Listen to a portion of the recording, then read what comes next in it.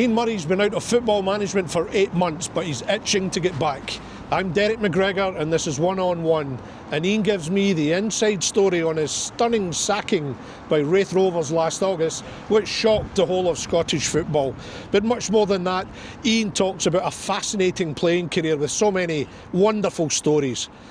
Our thanks go to Victor Hugo Daly by the Meadows in Edinburgh for hosting us. Ian, we're at the Meadows at the heart of Edinburgh. This is quite a special place for you, isn't it? Yeah, it is. It's obviously where I started kind of playing football, really. Well, primary school's just over the road there, so we used to be able to come down here in the lunches. Like primary 6 and primary 7, you were allowed to come down here in lunch, and we just played football, and also the school football team. This is where we trained, and we meet your friends for a game. Goalposts? Or was it? Nah, no goal. There's never been goalposts here, as far as I know. Certainly not when we were here. It was just the old jumpers down, and pitch is the size of whatever you want, and the game's going all over the place. Imaginary crossbars? Absolutely. That was well over, not, wasn't it? It was big debates on goals. Don't know the score, but yeah, it was brilliant. Absolutely loved it. Now, as a former Hibs hero, of course, this was also the setting for the first ever capital derby. I think it was December 1875. So it's quite some place, isn't it? Yeah. Again, it's probably changed obviously since then, but yeah, this was the first derby fixture. I think there's a plaque somewhere over there that tells you a bit more about it all. But yeah, this is where they played it, because you know it's been around for so long, and it is the main place in Edinburgh where people come on a nice day to not just play football but to hang out. How are you anyway? Yeah, I'm good. I'm very well, thank you. 8 months since I think probably one of the most brutal sackings I think we've seen in Scottish football, Raith Rovers. How difficult a time has that been for you? Have you properly come to terms with it? Yeah, I came to terms with it pretty quickly, because I think, you know, I've been sacked before. Most managers have been sacked before. It kind of comes with a job. You look back on things where you think you can do better, and you know, maybe sometimes it is justified when you look back, but I still feel that it wasn't justified. The reasons that they gave don't make sense. You know, they just don't. I think everybody knows that. You know, I'd rather they just told me the truth at the time, or sat me down in the summer and we had a discussion, because there was none of that. None of that happened. It was just a 2 or 3 minute phone call on the Sunday morning after the Airdrie game, and that was ended. A phone call from the former Chief Executive Andrew Barrowman, is that correct? Yes, Andrew Barrowman. Yeah. And you just didn't see it coming? Oh, not at all. Not at all. You always look back and you try to think of certain situations and certain things that people were saying, and the word I kept hearing all through the summer was expectancy, and I tried to warn everybody about that word. Expecting what's the expectancy here?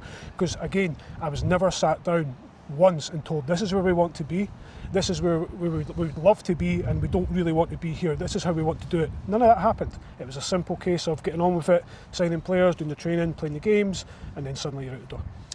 Now the season, that particular, you know, the season started with League Cup ties. I think you had 4 League Cup ties. And at no point during that were you given any indication there was an unhappiness or the word expectancy, as you're saying, of better? But disappointed we never went through, that's for sure, because we felt we could have. We'd obviously went through the year before, you know, in the last game, we had to wait on results and stuff, but we got through.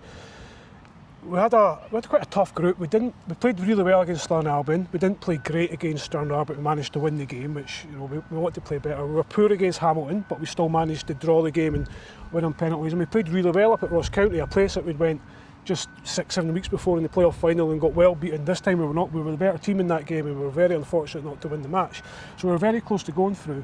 I think maybe the Hamilton game people weren't too happy, but we were playing against a decent side in our division. We had no divine right to go out there and play great football, win the game easily. Hamilton made it very, very difficult for us. And again, we never lost the game. You know, we actually won the game in penalties, and things go for you, especially in that format. Just little tiny things, and you get through. Then the first league game of the season against your former club, Airdrie, a 1-0 defeat, and even then, did you go home that night worried or concerned about your position? Not in the slightest, not in the slightest. I went home concerned about what we were going to do to get the guys going again. I still believed in them 100%. I said that to them after the match. We went into that game with a terrible amount of injuries, and I think after the game, you know, you're only talking 30, 45 minutes after the game, people are asking you questions, and I think people read a lot into that, maybe too much at times. I think they took what I said out of that interview a bit wrong. When I said we have to go away and fix something, I don't know what it is at the moment, but we'll work it out. They see that as you're not, you don't know what you're doing. to a certain extent. My underlying message really was, have we done pre-season correctly? We had a big turnover of staff with a new physio, with a new sports scientist in helping us. So we had to give them time to get their message across. We had to give the players time to adapt to the new sort of regime, if you like. And then I look back and think, did we give the guys enough time off? Have we pushed them too hard? Do we have to adapt training? So these were the only things going through my head, not oh no, we're banging trouble here. I felt still at that point we had a championship winning team. So that post-match comment, when you're reflecting on it, even that, does that make you think if that planted a seed for them? No, I mean, they've admitted. They came out 2 or 3 days after they got rid of me saying they'd been thinking about it for months. So I look back and think, see if I'd beaten Airdrie 5-0, what difference would that have made in the long run? They'd given Raith Rovers 3 more points. Of course it would have been a bit higher win percentage for myself, but in the long run I was a dead man walking. Was Andrew Barham in the habit of phoning you? No, not really. I actually thought on the Sunday morning he was going to phone me and say, don't worry, boys will get going again, first game, we've still got quite a bit of the window to go, but it was the complete opposite, so I read that one completely wrong. So when his name flashed up on your phone, what was your thinking at that point? Again, I thought it was a case of, look, we'll get them going again, don't worry, we're all in this together, because that's the message I was given right from day one. So yeah, I just thought it was a call to say, we can strengthen still, we know we've got injuries, but we'll be all right. Did he just cut to the car chase? Did he just get straight to the point, or? Yeah, pretty much. You're only talking 2-3 minutes. You'd answer in the handbags a little bit. Oh, you're a good guy and all this stuff. You're just thinking, just get to the point. What you're phoning for, and then you say, look, we're going in a different direction. We think we've regressed in recent months, and that was ended. I said, oh well, look, I'm surprised by the decision. I'm not going to beg you for my job because I don't feel I really need to. But you've made your decision, so we'll just get things sorted and that's it. You would have been pretty stunned, I would imagine. Was it only after the call was ended and you'd hung up, did then the feelings properly start to kick in for you? Was there anger? Did you go through all the range of emotions? Nah, I've not had anger. I can honestly say I've not had anger with myself or with them. I think they could have done it a lot better, that's for sure. I think they showed a real lack of leadership in what they've done, in terms of leading up to it and on the day, and probably since, because I've not really had any contact with anybody. People seem to hide behind a rock for 2 or 3 months, and a few people came out, sort of woodwork if you like, to contact me, but by that point, what's the point? It's done, I've moved on, I'm looking for my next challenge, and that's it. I think everyone was absolutely stunned, Ian, when they heard it. And naturally enough, the nature of our game. Immediately there has to be another reason for it, and not particularly great reasons. There's almost like a kind of whispering kind of campaign. It was for that. Did that particularly upset you, that people thought because of the nature of it, it had to be something bad? Yeah, I think that goes through your mind, because that's kind of the first question, or the second question everybody asks you, how are you, and then what happened? And people still ask me that, and I just tell them what I was told at the time. They felt they had regressed and they're going in a different direction. I think the positive thing for me was all the players contacting me, phoning me, texting me. I'm not going to land them in trouble, but they weren't best pleased with the decision, and that told me everything. We had an incredibly good dressing room. To get 20, 25 guys all singing off the same hymn sheet, playing or not playing, injured or at full health, it's a very, very difficult thing to do. It's an achievement. Yeah, I mean that speaks volumes. Absolutely, and that's why I look back and quite proud of what we managed to do. Not just the football side of it, because that takes care of itself. Guys train, guys get injured, guys play well, guys miss chances or whatever. But to get a group together of, what footballers are like. They can be hard to deal with sometimes, but that group that I had were absolutely fantastic. What are the worst rumours that you've heard that you would like to emphatically shoot down? What are the worst things you've heard? I've not heard anything too bad, to be honest. I think during that season I heard some other managers in the league saying Ian doesn't pick the team, Ian doesn't pick the players. That's the biggest load of rubbish I've ever heard. I've not once. In fact, a story, we were playing Dunfermline in the Scottish Cup. We had very few players to pick from. We had about 13. We don't have any defenders, I don't think, maybe 1 or 2 perhaps. And I went into the office on I think it was a Wednesday, it was a Friday night game, and I says, I think I'm going to play a 3-6-1. And I used to ask the staff all the time, what would you do? And all the staff disagreed with me. It didn't matter, because I was playing it anyway at that point. I knew what I was going to play, and my point was to get the best players on the park as many good players on the park or best players on the park as we could. So I knew Callum Smith could play left wing back. I'd seen him do it before. I knew Sam Stanton could play off the front. I knew Scott Brown could play centre half because we'd used him when we had to in that position. So when you hear other managers saying stuff like that, you just think you're so wide of the mark. It's unbelievable. But football's like that. They like to make up things they don't know, and sometimes jealousy can creep into the game as well. Was there ever any kind of personal stuff that you heard, Ian, that was upsetting? That, you know, I think again, Scottish football it can be pretty, you know, pretty nasty, pretty, you know, unkind. Things grow arms and legs from absolutely nothing, you know. And I wondered if that was something that would concern you at that time, because people would refuse to believe it was something purely just to do with football. Yeah, I think, you know, gossip, people like gossip. I think that's the nature of some people. It would concern me a little bit, but not overly, because I knew deep down that I'd been unjustifiably sacked, in my opinion. I knew what we'd achieved the season before. I knew the players were going to back me, you know, even when I was away, and stick up for me, you know, when I left, and they did, to be fair. Normally you'll get one or two who are quite happy. I'm not saying we were all great friends and all the players were, you know, like, you know, contacting me gutted. There'll be a few that were like, well, you know, get on with it. But I also know that these guys, after 2 or 3 days, they're back to business. They have to be. I've been there myself. It doesn't mean you don't like the person that's been sacked, but you've got to look after yourself and do your job as well. But yeah, look, I would be the first to look back with regret if there was anything going on, but there simply wasn't. Just to be totally crystal clear here, there was nothing to do with being unprofessional, and there was nothing to do with conduct. No, nothing at all. Absolutely not. Absolutely not. That's, you know, I wondered if because of the period of time that's something you get concerned about, that, you know, other clubs or boardrooms start to think, well, we've heard this and we've heard that, you know, because you know what Scottish football can be like, you know, it can be, there's prejudice, or there can be, you know, perceptions that are formed that are just unjust. Oh, of course there is. You hear stuff all the time. Sometimes it's true, and most of the time it's not true about people. But you take these things with a pinch of salt. I think it can be a very fickle world, that's for sure. But again, I look back on my time and at Airdrie and Raith Rovers, and I felt my conduct, particularly on the touchline, is pretty good. I don't, you know, pick fights anymore with referees or really contest decisions, because there's no point. I understand what they're going through a little bit more now as well, and I think that's just maturity in the job. You know, you learn as you go. No episodes, that'll be the thing that's hardest of all for you, because as you're saying, Ian, if there was something, you would be honest enough and you'd realise it. If there was an episode in training or something that happened you'd regretted, that, you know, right, okay, I need to take that in the chin, I need to accept that. But that adds to the frustration for you.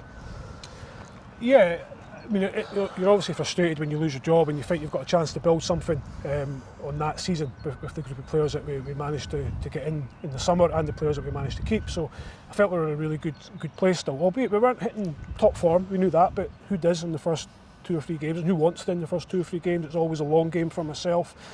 But yeah, the frustration comes from that, and also, you know, the summer. Why not do it in the summer then? You know, we lose the playoff final, the first playoff final ever, you know, to go to the Premier League. You know, so progress was pretty good. New contract in the January, which should have been the most easiest contract negotiations in the world, but were actually pretty difficult for some reason. And it wasn't monetary. It was just silly clauses that they were trying to put in that weren't fair on me. So that was maybe, when you look back in that one wee warning, you go, what's going on here? Because that should have been done and dusted within 24 hours. So that was what, 14, 15 months ago, those negotiations? Yeah, it would have been, yeah. Yeah, and at that point, club's going great guns.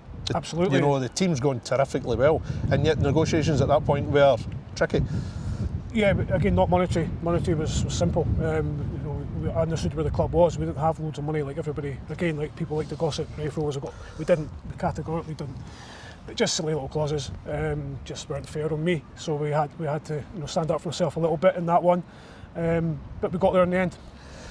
Have you spoken to anyone at Raith since? And I wouldn't expect you to name names, but have you met anyone or spoken to anyone since that went, Ian, you know what, we shouldn't have done that, that was wrong, we should have stuck with you? I've spoke to people at Raith, again, without getting people throw them under the bus, and very grateful for them reaching out to me because they didn't need to, but didn't say that in so many words, but I got that impression. And you hear things through the grapevine. I think there's a couple now that are saying they've made a mistake. Yeah, I mean, the season before was outstanding. You know, it was an epic kind of campaign. I've spoken to Jim Goodwin, you know, on a one-on-one a couple of weeks ago, Ian, and he was paying due credit to yourselves, you know, the Raith team at that time. It was a fantastic contest for the title. Ultimately came to the game at Tannadice end of March, I think. Yeah. That was pretty decisive, I think. Yep. You know, it was still in the balance, but that was a big game. But when you look at that campaign and the way the team was going and progressing, you know, you would have felt very confident getting into this season if you'd still been in charge. I was confident. I felt, you know, the season before was really good. There was disappointments in there. We dropped too many points to Airdrie, we dropped too many points to Arbroath, which kind of was an undoing in the end. But we pushed United as far as we could and as hard as we could, and we took a lot of credit from that, but we came up just a little bit short. We then went into the really difficult playoffs. Partick Thistle were a good side as well. I knew going into that it was tough, really, really tough, and I felt we might have just been short on it because we played so well at Firhill in the first leg and we only won 2-1. We should have won 3 or 4. And I know what playoff games are like. I knew they were still in it. And then the second leg, and all credit to Partick, they came and gave us a really tough time, especially in the second half, and we managed to creep over the line. Again, we showed real character. And then we had to go and play Ross County, which we knew it was going to be hard. They're a better squad than us. They're much more physical than us, and they know what it's like to be down in that sort of area and really pull through. They've done it sort of season before against Partick, ironically as well. So I was really confident going into the season. I felt ourselves and Partick Thistle had the 2 strongest squads in the league, and I thought we were going to probably go for a head-to-head with, you know, the likes. We knew Falkirk were going to be good under John. We knew Davy was always going to get Livingston going, and we knew Scott was going to improve Ayr United. So I felt that was going to be your 5, but I still felt ourselves and Partick had the strongest squad. But ironically, probably the 2 teams in the league this season that have been a wee bit sluggish. So 8 months have obviously passed since that fateful phone call. How have you get through the 8 months? Have you had a couple of opportunities at clubs in terms of interviews? Have you come close? I've not spoke to anybody so far. I'm kind of waiting now till the end of the season, reevaluate where you want to go, what you want to do, what you're open to as well. Because I think when you've been through that, what I was, you know, Raith Rovers, and then you get sacked so quickly, it teaches you a lot as well. You don't just take the negative from it, you have to try and take positives, and I'll be a lot more cautious next time, and you know, what people say to me and how I take it in and how I use it. But look, I'm not going to deny it. I want to get back in. You know, 8 months, it's quite a long time now. It's not put you off in any way? No, it's not put me off in any way whatsoever. It's what you know best. It's what you want to stick with. Yeah, it's what I've done since, you know, I left school, football. So that's what I want to do. But I think, you know, I've proven now that, you know, I went to Airdrie and we had to kind of rebuild the club a little bit because they were going through a wee transitional period, and we managed to do that, and they're going great now as well. And then we went to Raith, and it was kind of the same, because when I went there, Raith were in a really, really bad position, a worse position than I kind of thought when I looked around at the stadium, the facilities, and the budget was quite low, and all this sort of stuff. And I was thinking, this place needs something. Yeah. You know, what can we do? And our squad wasn't the strongest, and that's no disrespect to the guys because they gave everything all the time. But I knew we were in a bit of danger the first season, so I just wanted to try and keep our head above water type thing. And then obviously new investment came in. It gave us a little bit more, again not loads more, but we were quite shrewd in the transfer market. We managed to sign the players that we kind of wanted, and then we got off to a fantastic start. Where do you see yourself? I mean, are you staying in Scotland, or is it one of those situations that when you're out the game you have to be open-minded? Yeah, I'm very open-minded. I think it depends on the right club and what they want to do and what they've got, you know, as well. That could be here, it could be abroad. To me, everything's open. You know, I'd think about everything. I mean, you became a manager at 31, player manager at Dumbarton. You'd have been one of the youngest in the country, if not the youngest in the country at that time. The job you did at Dumbarton obviously first put you into the kind of frame of, you know, boardrooms were looking at you, looking up and coming managers, and that was a good job you did at Dumbarton. You know, difficult circumstances, low budget, resources, etc. Yeah, it was. Obviously going into the Championship as well at that age, which I probably didn't expect to get the opportunity at such a young age, but when I went there we were bottom of the league, so I thought, well, we've got 5-6 months here, we'll go and enjoy it, we'll learn from it, and then we'll see where we go, because at that point I think everybody thought we were kind of out of it and down.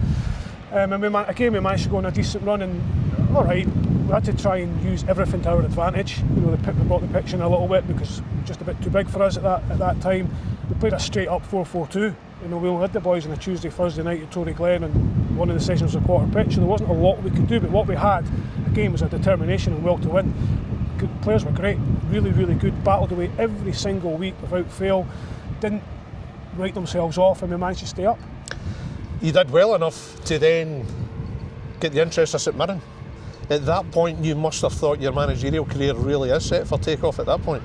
Yet it would be very difficult for you. To say it didn't work out would probably be an understatement. What's your thoughts on that? How did you see it? Why did it go wrong for you? I felt it was the right time to leave Dumbarton, firstly. I felt I'd taken them probably as far as I could. I felt they needed refresh as well. It wasn't all just about me. I felt Dumbarton needed to, if they wanted to progress further and further, they needed a bit of freshness about the club, and it probably came at just the right time. In terms of a move, it was probably the wrong time to go into St Mirren. There was a lot going on. Obviously they were trying to sell the club. We had John McGinn's situation, we had the spike in the leg, we had Gary Teal, who'd become the interim manager, who was assistant before that to Tommy Craig. Jim Goodwin was joint assistant, and he was now back in the changing room. So we had so much to deal with at that time that I'd never dealt with before. It was very, very difficult. The spike in the leg with John McGinn was absolutely extraordinary, wasn't it? And obviously Stephen Thompson involved as well. I don't think any manager's ever had to deal with that kind of situation. Well, it just caused a wee bit of a bad taste for John. You know, he wanted away. He's a good player, obviously. And you know, how do you replace a John McGinn in your squad? It's very, very difficult. Again, but I go back to that, could I have done better in that role? Of course I could have, 100% I could have. The results weren't good enough. Training probably wasn't good enough, but I was young, I was still learning. I'm trying to learn, you know, every day and from other people. So yeah, I could have done better. The staff was good, was good as well, but could they have done better? They probably look back in that time and think yes as well, it'd be silly not to. I mean, Mark Spalding was replaced by Alec Miller. Was that your decision?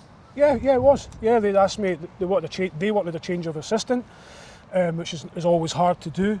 They gave me pointers in terms of, we want someone experienced, and I thought, well, who's more experienced and available on what we're paying than Alec Miller? So I went and spoke to Alec one afternoon in Edinburgh, and it was done pretty much straight away. Yeah, Alec, of course, you'd have known well. A little bit. I didn't know him really well, but I knew him obviously growing up. Being a Hibs supporter, Alec was a manager, and I'd spoke to him at coaching courses and heard him speak, and I felt his experience was, second to none for what we were looking for. But again, Alec left fairly quickly after me.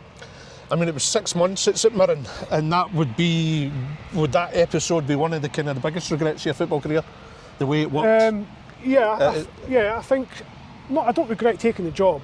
I think, as I say, you make decisions at the time that you feel are right for yourself moving forward, and I felt that was a good move from the time. I look back and it goes back, could I have done better? Yeah, I could have done better, but I also recognise my hands were tied a fair bit, because when a club's getting sold, right club, wrong time.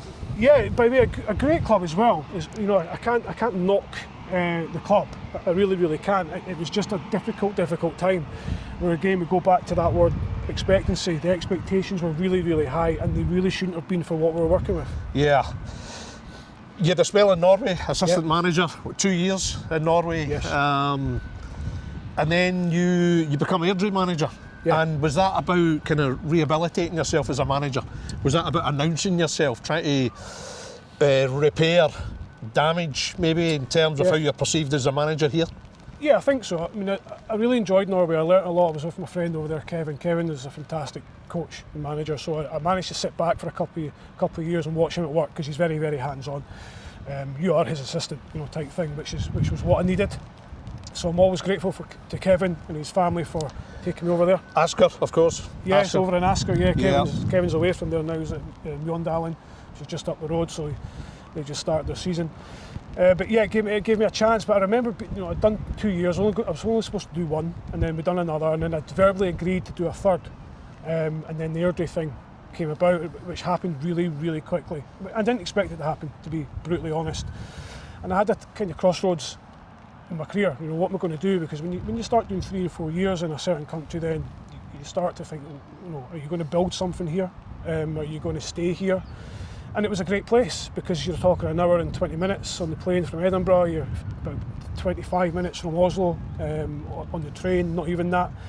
And you're starting to settle in and make friends over there and start to socialise with people. But that made my decision for me, because once I spoke to Airdrie and realised what they wanted to do and where they wanted to go, it kind of aligned with what I thought was the right thing as well.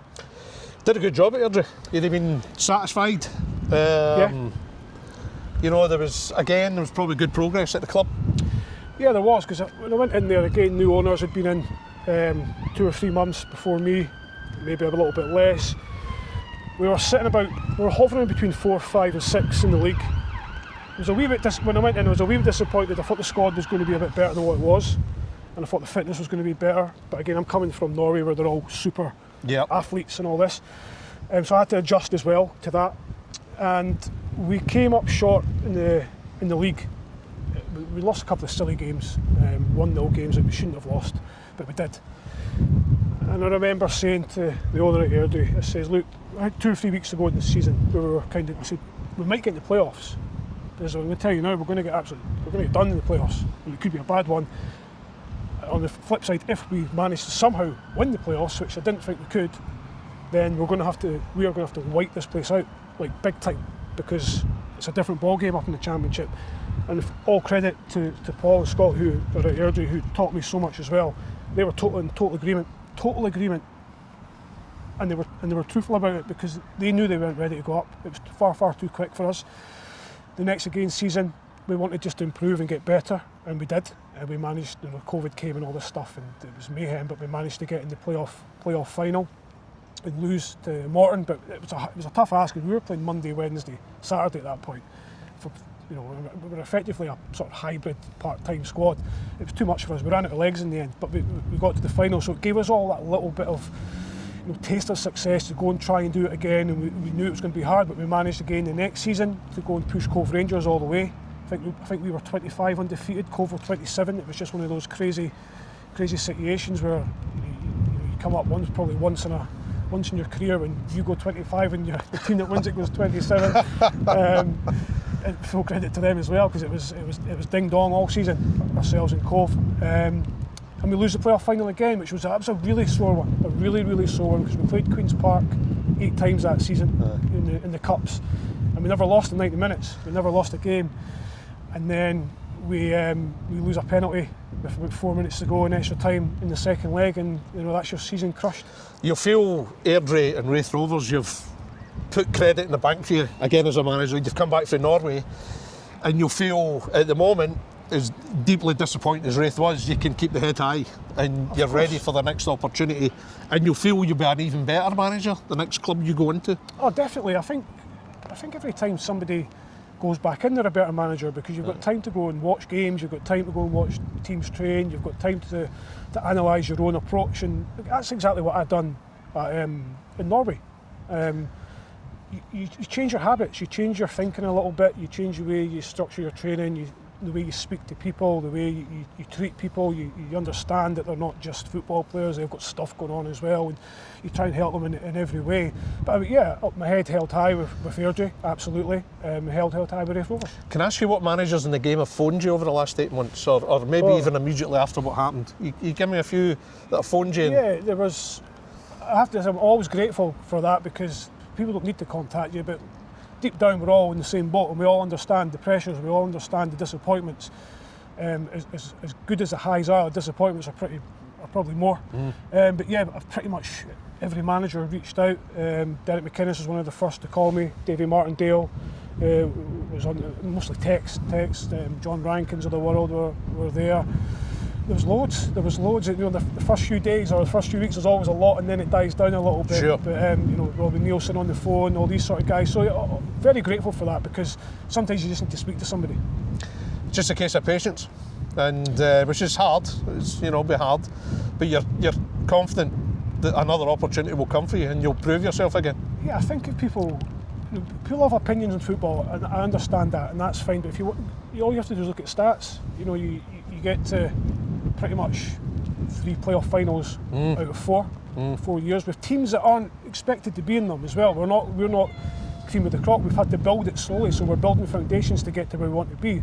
We get to a quarter final with Raith Rovers, Scottish Cup at Ibrox. We lose a Challenge Cup final, but effectively, we got to the Premier League final for the first time. So it shows that I'm probably good at building something, but it takes a bit of time compared to what I started at Dumbarton, where it was a fire job. We had to try and put the fires out down there, but we managed to do it. So you have to adapt to the situation. But I'm certainly much more comfortable going in the direction of building something that's going to actually mean something and can actually be sustained. Ian, your playing career, 2 of the most remarkable games in Scottish football history. I'll start with May 2005, Helicopter Sunday. You're captain of Hibs. Rangers come to Easter Road. The league title is on the line, but from a Hibs point of view, you're going for Europe. What's your memories of that particular game? Yeah, a crazy day really in the history of Scottish football, certainly recent history. I remember the build-up to the game. There was a lot of chat to me about going to Rangers at the time, joining Alec McLeish, and Tony Mowbray was our manager, and he pulled me maybe 2 weeks before, saying that he wasn't going to play me. He doesn't want to put me in a position, and then obviously results over the 2 or 3 weeks, whatever it was, change what teams need.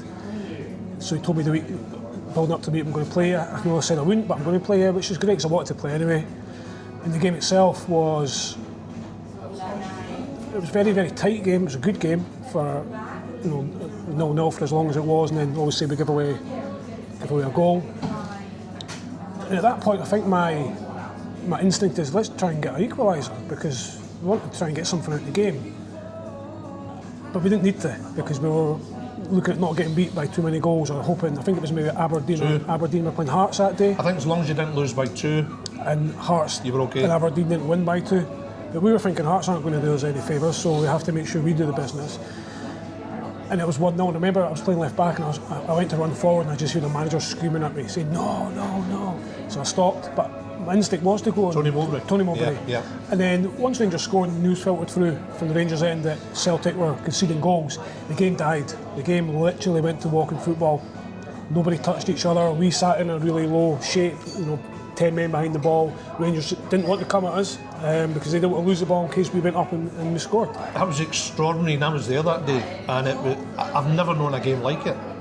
I mean, I think both sets of fans were singing Sunshine on Leith. Yeah. I mean, it was remarkable because at 1-0, and obviously as you were saying, the events at Fir Park with Celtic and Motherwell, Rangers were in pole position and you guys were in pole position. Yeah. Let's not change anything. Were the players actually speaking to each other on the pitch? Yeah, if I remember correctly, we were not. We weren't huddled together having chats, but we were saying just calm down, easy, and maybe in the wide areas somebody would get the ball. Let's just say it was Thomas Buford, Peter Lovenkrands. I would be like, just pass it back, and then we'd get the ball, and they'd be saying, no, just take it easy, because everybody was happy. And now you could say in the strictly speaking, that's unprofessional. I was going to say you could always argue the point that that's not the way the game should be played. The integrity of it. Yeah. But very easy to say that when you're sitting watching the game or you're a supporter of the opposition or a player of the opposition. People forget teams had 35 games previous to do the business, so we felt we'd earned the right for that last 10 minutes of the season from what we played so well in that season and played really good football under Tony, to look after ourselves. We have to look after ourselves and our supporters before anybody else, albeit we would have loved to have gone and tried to get a goal. Of course you would have. That would go against all your professional instincts to settle for a defeat, especially at home as well. Yeah. I mean, how weird was that? And you're the captain. And against Rangers, because everybody knows Hibs and Rangers supporters don't particularly get on very well. Yeah. And there's always a good rivalry in the game, and it's a great achievement and moment for Hibs when they beat the Old Firm. That's just the way it is. I think both sets of supporters, like you say, were happy, which is very, very uncommon. Particularly us, like you say, we lost the game at home, so it's really disappointing on one side. But on the flip side, we'd got our team into Europe, and that's what the long game was all about for us. For Hibs to get into Europe is kind of the pinnacle of what we can achieve in a season, because it's difficult to break the old firm. Break one of them's hard, break two is nearly impossible. You finished third, of course, didn't you? You Yeah, finished third in UEFA Cup. Yeah. But I mean, it was extraordinary. Rangers are obviously incredible title success for Rangers in the circumstances. And even though the Hibs had lost, you guys are walking about with sombreros on. Yeah, that's what I mean. Like you've lost the game. Both sets or four stands are bouncing. You know, they're all happy because their team has achieved something within the game. You're probably going to get a few Hibs supporters still that wish we had gone for it. Looking back, we probably, look back and go, do you know what, we should have went for that game. But again, hindsight is a wonderful thing, and it's easy to say when you're not in that position. It's just the way it was. Did you have Rangers players actually saying to you, whoa, let's calm down here? Yeah, 100%. Really? Because they were petrified of losing a goal. Because if they lost a goal, especially when it was 1-1 for a part, then the title Celtic's again. But they also knew that the position suited yourselves. Yeah. So it was almost like, come on now, guys, let's not be silly here. Things would have been different if Aberdeen were winning by 3 or 4. Then we would have had to have gone and try to get the goal. But we knew from what we were being told that we didn't have to do it. Again, it could have changed very quickly. Football changes quickly, evidently so in that day. But again, we were all happy we'd managed to achieve what we'd set out at the start of the season. Of course, Barry Ferguson was the Rangers captain that day, now currently manager, but do you recall you being Hibs captain? Did the two of you have any dialogue at that stage during the game, like a bit of banter or all kind of... What are you thinking, Barry? I don't really remember, if I'm being honest, but I know he wrote something in his book about it that I can't remember word for word, but it was a lot. I remember I went in for a really tough tackle on Fernando Rickson, because Fernando was a massive competitor as well, and it was early in the game. We were never going to pull out of it, but it was a good solid 50-50 tackle. And I remember in his book he shouted over at me, "What are you doing? You're one of us now," and all this sort of stuff, because there was a lot of chat at that time. But I was playing for him, and my focus was on Hibs and my teammates trying to win the game. And yeah, subconsciously you might be thinking, well, I might be going there, so I need to try and show these guys that I'm ready for the challenge as well. But at that time, my attitude was, let's get Hibs into Europe, let's see what we can achieve. And I'm still a Hibs player, so you've got to do your best. So just to be clear here, you went into that game. What was the percentage chance of you going to Rangers at that stage? There was a high chance, because I knew Alex really well. He'd signed me for Hibs, and he wanted to sign me for Rangers. I knew that. He'd offered me a contract because it was within his rights, because it was the Bosman. They tried to buy me at Christmas time, which I wasn't overly keen on, because I was really enjoying it at Hibs, and we were in the Scottish Cup, thought we had a chance. I ultimately got beaten in the semi-final, which was really disappointing. I missed it through suspension. But that was my main reason at that time for staying, because normally when Rangers or Celtic come calling, players push for the move, but I wasn't really desperate to leave Hibs in any way. But the situation dictated. I knew I was going to a manager that I knew really, really well, who I know what he expected of me. I know he knew my strong points, he knew my weak points. Andy Watson was there as an assistant. And as good as we were at Hibs with a lot of good young players, I knew that team wasn't going to stay together very long. And I knew it wasn't going to be long enough, because people always, do you think that team could have won the league? Yeah, I mean, you're looking at Whittaker, O'Riordan, O'Connor, Brown. Some real good players on that team. David Murphy was there, Gary Caldwell was there. We had Fletcher was coming through as well. We had a really good side. We had a really good team, but we were a really young team, and that's when the question always comes: could you have won the league? Yeah, we could have won the league, but not at that age. We couldn't have won the league at that age against guys like Barry Ferguson, Dado Purzos, John Hartsons, Chris Suttons, all these sort of guys. They were just far too experienced. If we'd stayed together to maybe 26, 27, 28, and we'd progressed the way that we did progress, yeah, we could have won the league, but would we have ever got there? Because we had to move to go and better ourselves. But of course, that particularly, that helicopter Sunday, Celtic, they officially killed it for themselves by losing to Motherwell. But I think it's often overlooked that the week before, Hibs had gone to Parkhead and won 3-1. Yes. And I think Celtic by then had already beaten Rangers at Ibrox, so maybe they were thinking it's in the bag already. But then you go to Parkhead and suddenly there's a question mark again. Yeah, and that was a big performance. It was a big performance. It was a really good performance. It had to be. But I think you're right. I think if at that point thought Celtic had wrapped up the title, and I think if they beat us that day, I think they need maybe one more point over the next 2 or 3 weeks. But us going there probably gave Rangers, real opportunity. We deserved to win that day as well. again, it's how football works. I think Scott Brown scored that day. A wonderful goal, and then suddenly goes on to represent. Scott McDonald on the last day scores the 2 goals to dent Celtic's ambitions, and then he goes and signs for them. Because that's football. People will try and give their best for the club that they're playing for, regardless of what religion or what team they support, what their background is. When you step over that white line, I like to think, or I do know, 100% of footballers give all. Do you still look back in that game, just not bewilderment, but just taking it all in, just think it's absolutely incredible, the whole scenario that day? Yeah. No regrets? Definitely. I probably would like to have gone for it now. I mean, I'd like to have gone for that goal, but easy to say when if you've gone for it and you lose a goal and you get knocked out of the European spot, then you would have kicked yourself. But so I understand the decisions that were made in that day, but yeah, I should have went for it. 5 years later, May 2010, Motherwell 6, Hibernian 6. Absolutely bonkers, even by Scottish football standards.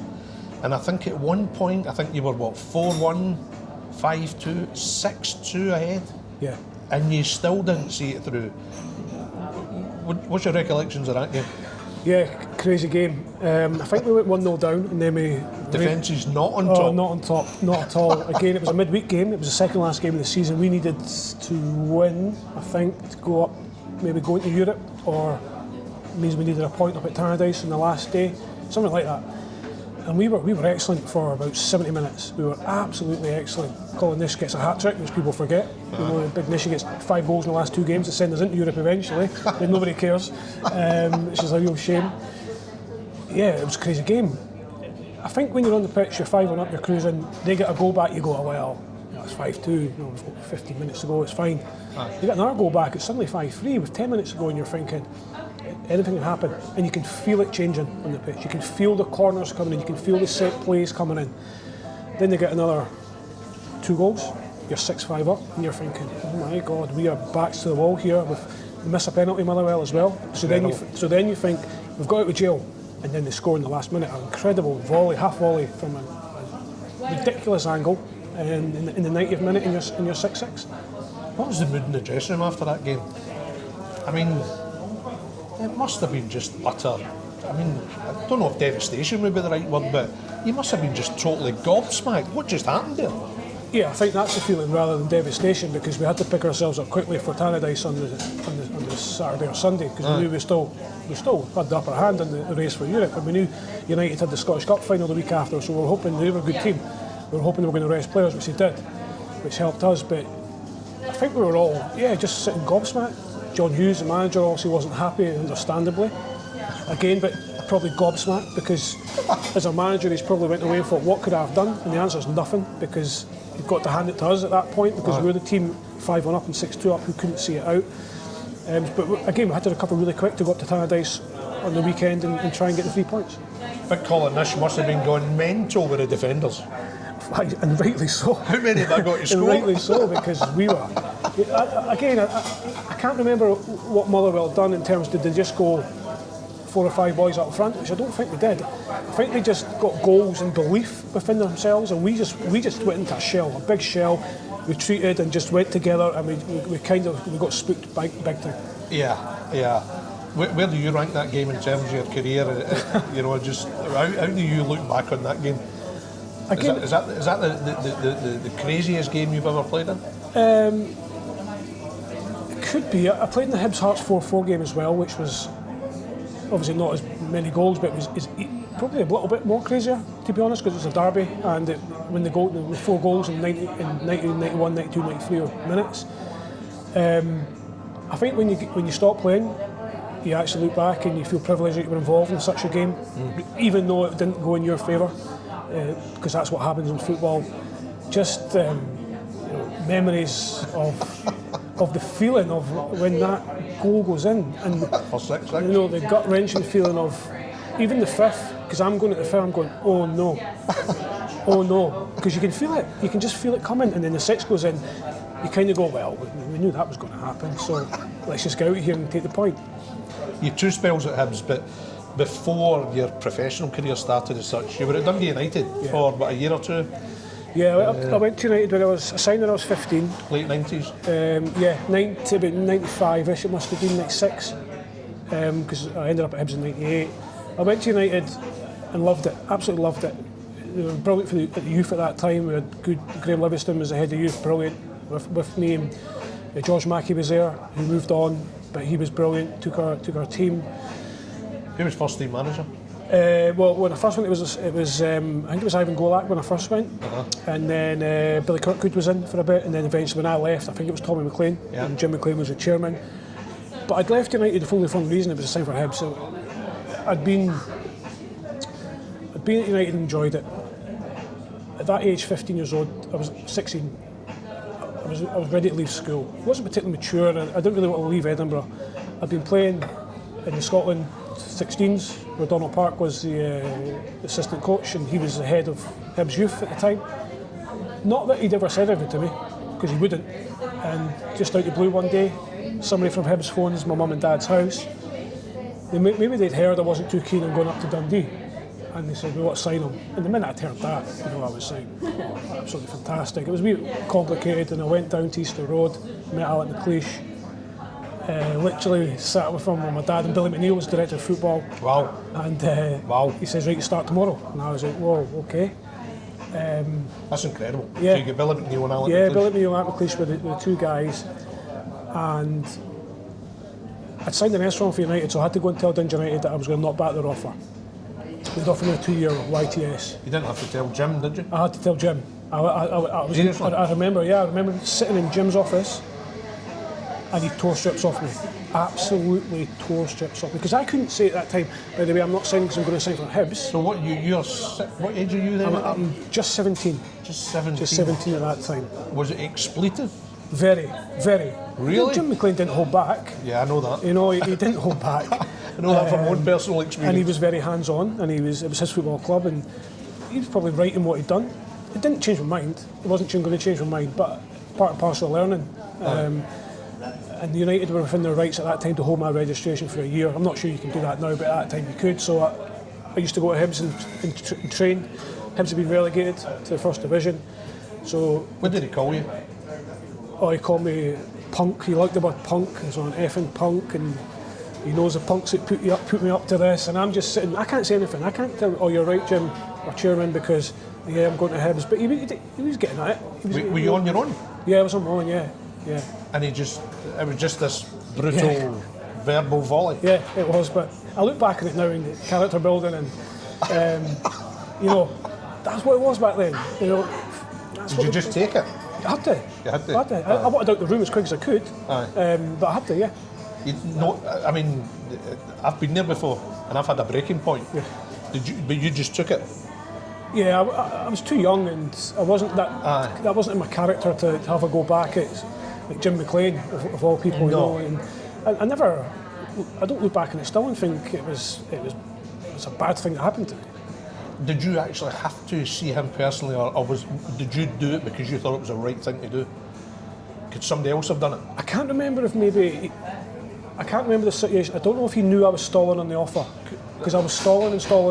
Aye. So I don't know if he requested for me to come up and see him. That's a very nerve-wracking situation, I would have thought. Very, very at that age. And going in on your own. Oh, in a perverse way, it gave me a compliment. I thought the chairman of a football club was actually concerned about who his club are signing at 17 years old, and is actually taking time to be raging at this. Is that disappointing? Yeah. He obviously rates me. Yeah, exactly. So amid that fury, you're thinking, this is actually a compliment? Yeah, afterwards, you look back on it, you're thinking, this is actually, all right, I must be doing something okay here, because he's going crazy, and you've got Billy McNeil and Alec McLeish on the other side want to sign you. So, you're three football and Scottish legends, really, and you're in the middle as a 17-year-old. So you had 6 years, your first spell at Hibs, and your final season, your captain. You'd be disappointed you didn't get any trophies in that time, but those 5 years with all the players that we've previously mentioned, were they the happiest days of your playing career when you think back now? Yeah, I think they were, and I was young. I made my debut at Hibs when I was 18, and Alec was fair to me. He always said, I couldn't play, as I said, for that year. He used to always say to me, if I could play you this weekend, you'd be in the team. He used to put me in the squads. I knew I couldn't play, but he put me in the squads, maybe for experience. And then the first opportunity he got, he played me. So I'm always grateful, because at the time I'm thinking, are you really going to play me? Or are you just trying to keep me going a little bit? Because that year was quite difficult. You know, I knew I couldn't play, so I had to keep training with the mentality that you never know what can happen. You need to try and make yourself noticed in a new environment. And I knew, well, I didn't really leave Hibs, but George Mackey, who was with Dundee United's manager, he went down to Coventry with Gordon Strachan, who were in the Premier League at the time, and they knew George must have known about this year. So although I'd signed my contract at Hibs, it wasn't actually dated, because we had to wait a year. And I'd went away to France with Scotland and had a really good tournament. I knew I'd had a good tournament, and I came back, and again, out the blue, Gordon Strachan phones my mum and dad's house and wants to speak to us. So me and my dad went down to Coventry for the weekend. We also had a free week at Hibs. And George and Donald Park, who was a Hibs youth manager, we had the hotel in Edinburgh together. We were really close. And I was really nervous, because I was thinking, please don't find out I'm going to Coventry, because I really don't need any hassle. So I went down. Again, I was not mature enough to move down to England at that point. Coventry had made me an offer, and Gordon Strachan had been brilliant to me as well. Took me down to his house for dinner and all this, and the chairman came and all this sort of stuff. So it was they knew the Premier League at the time. So it was a really, for me, go down. I was like, well, it was different. But I came back up, and I went into Hibs on Monday or Tuesday, and Donald just asked me straight up, and my face has fallen, because I am not good in those situations. And I just went, it was good. And I just had to walk away from the situation. But long story short, Hibs came back and said, look, we're going to give you a new contract. Yeah. I did, well, we're going to get you not the one that we've got, here's a contract that we think is better. And it was better. It was good for my age, and progressed me quickly or quickly off the ground staff into sort of the reserve stroke first team environment quicker. Not that I was ever really going to leave Hibs, because I wasn't ready, and I didn't want to leave Hibs. I went from having a season ticket literally to walking in as a youth player within 24 hours. You know, that was good enough for me, and you know, mixing with the first team and lunching with the guys that were heroes to me at that time. And then it kind of snowballed from there. Hibs won the first division by quite a long way, and there was a big gap from the end of the first division to the start of the Premier League that season. So we had voluntary sessions at Mary Erskine School in Edinburgh, and I went to every single one of them. Came back really fit, went on pre-season tour with the first team, a game which I didn't expect, never played a minute. Came back, and I had this weird virus thing, and I came back and I lost form for a good 3 or 4 months, like really poor. I was really poor, to the stage where I was thinking, what's happened? You know, what's going on? I can't do what I was doing, or my passes aren't hitting where I want them to hit. You know, 20-yard passes, you need to hit them 100 out of 100, not 90 out of 100, which what I was doing. I was thinking, where's it all going from here? Because I'm slipping behind people. I'm going down the pecking order here. I can see it, and I could feel it as well. And then we go to Trinidad on the winter tour, and I have a decent tour, to be fair. And I came back and I started the first game. Never looked back?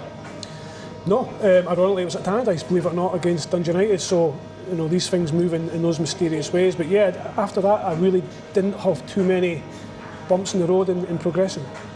Franck Sauzee, I mean, absolute legend, class player. You look back as a Hibs fan, still gutted it never worked out for him. 100%. I was speaking to Tam McManus just 2 or 3 weeks ago about that. Frank, first and foremost, as a teammate, was fantastic with everybody. Young players, old players, experienced, good players, bad players. He never treated anybody any different. Were you in awe of him? He was in awe of his ability. I mean, it's incredible. His ability is absolutely incredible. His range of passing was something I'd never seen live. I'd seen it on TV, but to see someone of his stature, because he's a big guy as well, very well-toned, but solid, really solid. The way he struck that ball was something I hadn't seen. How did he carry himself behind the scenes? Was he being an immaculate dresser? Was he class operator? He always had a touch of class about him, but he was one of us. He socialised with us when he wanted, not all the time, but when he wanted. He trained when he wanted because he was age, but it wasn't like he wasn't there. He always came in. Did he have an air of a superstar, or was he? Yeah, he did. Did he? Yeah, he did. They have that. They just have that. But amongst the players, did he insist on just being one of the players? 100%, yeah. There was no element of favouritism. There was no special treatment for Frank out with what Frank needed to perform on the Saturday. Yeah. It wasn't like Frank got 4 days off. Frank was in getting massages maybe when we were out training, but we understood that, we respected that because we needed him. Yeah. We needed him and he needed us. Yeah. So we were working in unison and the manager to make sure that we get the best possible opportunity to win the game on Saturday. I'd imagine everyone wanted him so much to be a successful manager at Hibs. And it just didn't happen. It didn't happen because we weren't a great team. We were a workman-like team. We knew that. We'd get the odd result here and there, but more often than not we'd get undone by teams that had a bit more quality than us. I still think we would have done all right if Frank had been given more time. I think the board panicked at Hibs for whatever reason. I mean, that's decisions that boards make at times. But we were gutted, and I think we let Frank down. I think most of the players would agree with that we didn't perform to the levels that we could have. You went to Rangers, you had 2 years at Rangers and you would have gone there with high hopes. Would it be fair to say it just didn't work for you at Rangers? I mean, I know you had a lot of injury issues at Rangers. Did it become a bit anticlimactic at Rangers for you? Did it not quite happen for you? I think you're always excited to go to, you're always excited to play at Ibrox and Parkhead and Tynecastle East, but it's even better going to these clubs, and the pool to go to Rangers was too big for me, especially when I went in and signed and I thought, wow, this is where I'm going to be. Got off to a really good start at Rangers. Looking back, you can see little cracks that were appearing within the club. Nothing major, but you can just see downscaling a little bit. Things were changing. Not enough to give you any concern, behind the scenes sort of stuff, and you're treated incredibly well. Always grateful for all the clubs I've been at. They've always treated us immaculately and done their best for us, and impeccable and the opportunity that they gave us. Disappointed we never won anything, but we weren't great domestically. We weren't very good. We were better without the ball, which is why we were quite successful in Europe. To go to the Champions League last 16 for the first time was brilliant for us, amazing. Memories that you won't ever be able to replicate for me now. That's easily the highlight, I take it for you. Yeah, easily. Easily. Yeah. I think one of the Old Firm games as well. We managed to win 2 when I was there, 1 at home, 1 away, which was great. I know they don't mean much to people, but they mean a lot to me because we've done it at both stadiums. The Champions League thing, of course, because it's a top club football tournament. To play in that and qualifying. Very unfortunate not to get the last 8. We should have got to the last 8. We miss a great chance of Villarreal with a couple of minutes to go, where Boydie normally tucks him away, and we miss it. I mean, we go to the last 8 with an opportunity to maybe go to the semis, because Villarreal were a sniff away from making the final. I mean, injuries did affect you. I think that you were also, there wasn't one settled position for you either. Yeah, I moved about which made it harder for you. I moved about a lot, but I understood that when I signed. I know Alex had done that to me at Hibs, and I got that. That was me as a player. When you're going in and you're going up against these sort of calibre of players, for me just to be in the team, I was going to play and give everything anyway. I think I made about 60 odd appearances, 60, in 2 years, which is quite a lot. But there's no trophy to show for it. How did beating Celtic with Rangers compare with beating Hearts with Hibs? It is different. It's a different derby. There's much more intensity in Glasgow, as everybody knows, in terms of the football stuff and the divide that they have. Did you stay through here? No, I stayed here, yeah. And just travelled? Just travelled to Murray Park. I mean, the Hibs Hearts derby is always going to be the derby that's closest to me. That's never going to change, because I grew up with it. I'm a Hibs supporter. I played in it. Played for Hibs for 10 years. But the Glasgow derby, the intensity was different. The build-up, the week's build-up, or even 10 days build-up before it was intense from everybody, the supporters, the staff within the training centre, the players and the management, because it meant everything to these people. I'm not saying the other derbies don't.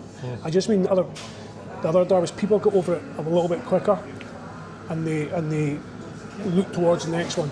Rangers and Celtic fans tend to dwell a bit longer on the defeats, and then they come round again. Did you immediately decide you weren't staying through the West? You wanted to remain here? Yeah.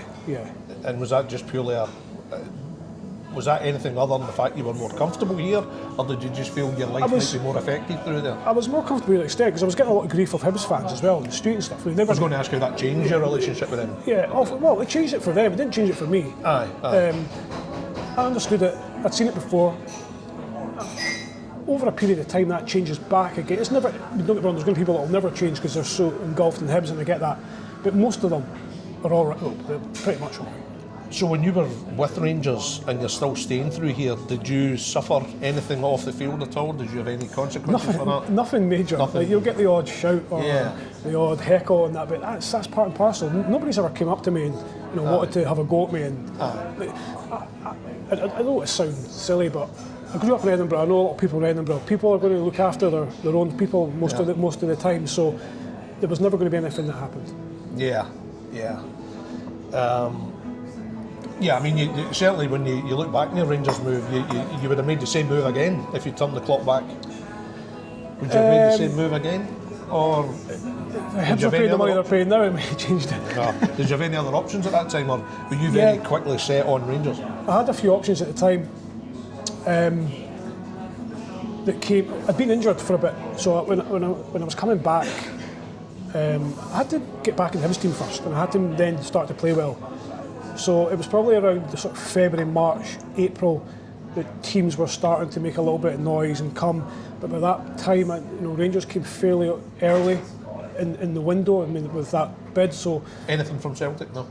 I think there was a wee talk towards the end of the summer or the end of that season that Celtic wanted to come and speak to me. But at that point, there was no point. My mind was made up. If I'm leaving Hibs, I'm going to Rangers. Had it been to a stage where you'd say to your agent, you need to tell them I'm too committed? It was. I can't remember the exact what had happened, but Martin O'Neill was the manager. I think my agent must have said to me, "Oh, Celtic want to speak to you," and it was like a 10-second conversation. I said, "Look, there's no point." Yeah, and of course Martin O'Neill left that summer anyway. Is that when he left? He left that summer 2005. Yeah. You go to Norwich City. I mean, I don't want to be overly harsh, but obviously doing the research on your time at Norwich City, I mean, it looked just disastrous for you. You 6 months there, and I mean, it was. I think you played 11 games, 9 of them were defeats. The squad was incredible. I mean, in terms of familiar names up here, David Marshall, John Hartson, Simon Lappin, Mark Fotheringham, Julian Brellier. It just didn't happen for you, did it, really? No, I left Rangers. Walter Smith came into Rangers and he pulled me one day at training and said, "Look, Norwich want to sign you. I don't really want you to go, but you're not going to play as much as you want, but I'm not chasing you out the door." When you hear you're not going to play as much as you want, you kind of think, well, I'm going to go. It's probably the only thing I'd look back on and I would change. I jumped out of Rangers too quickly. Still another year to go. Who knows what would have happened? You just don't know what's going to happen. And I wasn't getting chased out. But I thought, I'm going to go. Peter Grant, Peter Grant and Jim Duffy was assistant down there. Yeah. So I went down. They'd just been relegated from the Premier League, so they were in a bit of a rebuild. The squad was probably a wee bit imbalanced in terms of experience and youth. So I was probably one of those ages where I was trying to bridge the gap a little bit. And if I'm being truthful honest, I went down there and I wasn't fit. I had a wee bit of bother with my knee from another virus that I'd taken about a year earlier. It was still sore and I couldn't get to the levels I wanted to get to. I mean, within 6 months you're back at Hibs. Your first game back at Hibs was a derby defeat. Yeah. Which, I mean, I think that particular season would probably be one you'd really want to forget. You come back, there's a defeat to Hearts, and then I think you ended that season with a red card against Celtic. I forget about all this. You're making this sound really bad. Forgive me. You had a good career, Ian. Forgive me. But I mean, you had 4 years in your second spell at Hibs, and that was really effectively the kind of the final kind of years for you as a player, wasn't it? Well, that for me, in my mind, that was me. When I left Hibs, that was me. I went back with Mixu. I got word from Hibs they wanted to sign me. Didn't have a manager because John Collins had left really quickly. And I was like, well, you don't have a manager? How can you sign me? And they were like, trust me, the new manager wants to sign you. I can't tell you who it is, blah, blah. Anyway, I found out eventually, when Mixu got announced, I was like, of course. So I was delighted to go back. I was delighted to go back to Hibs. Mixu, I came up here on the Thursday.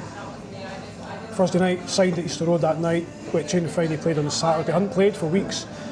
Albeit we lost the game, I actually done all right in the game, and it was the best game to go into, because I had to turn the Hibs fans back round again. They weren't particularly happy that I'd re-signed. So what better place to do it at Tynecastle? And I remember there was one tackle, me and Robbie Nielsen actually, it was a hell of a tackle, both of us. Honestly. So you were bulldozing into tackles? Well, I had to get the Hibs fans back on side? I had no option. I couldn't. I don't have tricks, so I couldn't do anything that was going to, come out the blue. But me and Robbie went in for a tackle, and I'll never forget the noise. I thought we were both dead. The ball was dead because it was incredible, but it was fair and it was hard, and we both got up. It wasn't a free kick or nothing. It was just a tackle, but I'll never forget it. I thought the ball would burst. It was proper. Nobody was left rolling about the ground trying to get either sent off. No, nothing like that. The proper men, proper tackle. Just a proper solid tackle. And I think that's maybe the time where some Hibs, not all of them, some Hibs fans were like, okay, he's going to give us everything still. So. Scotland, just to round off your playing career in Scotland, Bertie Vogts give you a debut. Tell me about Bertie Vogts. What's your insight into the German legend? Because plenty's been said about him over the years, but what's your take on Bertie Vogts? Yeah, I think obviously he had a really tough time here. Came over here as a top class manager and player, so a lot of people were expecting a lot of things from him. I can't say too much bad about Bertie. He gave me my first cap. He didn't need to give me any caps. Him and Rainer Bonhoff, who's a 21s manager as well, fantastic. They were definitely different from what we're used to because they came from a different culture. He was very, very relaxed in his approach to games. He was obviously working, no disrespect to ourselves, but he's working at a different level of player from what he'd been used to. I think the media and the fans' perception was really harsh on him. I don't think that was ever going to be repaired, no matter what he'd done. For me, his training was excellent. His tactical awareness was excellent. The way he spoke to us was excellent, but the results weren't. Were you part of the squad when Germany came to Hampden? I was not. No, because there was a famous team talk in the build-up to that game where he he basically told the squad, let's get into these effing Germans. Yeah. But in a way it displayed a passion he'd formed for Scotland. You know, that's how invested he was in Scotland. You know, that in that moment he saw himself as Scottish, you know, but did you feel sorry for him? Do you think a lot of the stuff said about Bertie was harsh? Because these people that are writing these things or saying these things, they're basing that on 90 odd minutes of football. That's all they're basing it on. They're not basing it on him as a person. You know, it's different when it's like any job. When you're working with somebody, you get to see another side to them. You get to see how much they care. You get to see how much they want to help you, how success or desperate for success they want to be, rather than just that 90 minutes. And of course, managers can make a difference within a game, sometimes. But a lot of the time, it's the players. Players have to take responsibility, and I think if players are honest enough, we'll all say that, because I've been on both sides now. I understand. I've been in situations where I've made a couple of decisions in a game that have worked, and everybody's patting you in the back, and I'm saying, it worked today. It might not work tomorrow. It might not work yesterday. It's worked today because the players have done it. When the players make the mistakes, I say the same. They made mistakes today. What do you want me to do about that guy not tracking a runner? Tell him not to track the runner, of course, but I can't do it for him. I can only advise him. But as far as you're concerned, you'll forever be grateful to Bertie. Of course, and Rainer. Rainer has been under 21s. He was absolutely fantastic. He really, really was. Again, a bit like Bertie, we played Germany at 21s in the European Championship qualifiers. We went over there. Now, I can't remember the stadium, but it was packed out, 10, 12,000. Rainer Bonhoff was up for it more than anybody. I remember him standing in the tunnel and he was doing this to us, sharpen your elbows, boys, sharpen your elbows, because he wanted to win. And we did win, I don't know how, but we did win. 1-0, but they battered us a wee bit. And he was so happy, so happy. So the perception that Bertie and Rainer, as a team, as a staff, didn't really care or put a lot of work into it is so wrong. Ian, brilliant chat, really enjoyed it, and hope to see you back in the game soon. Thanks very much. Thank you. Cheers. Thank you.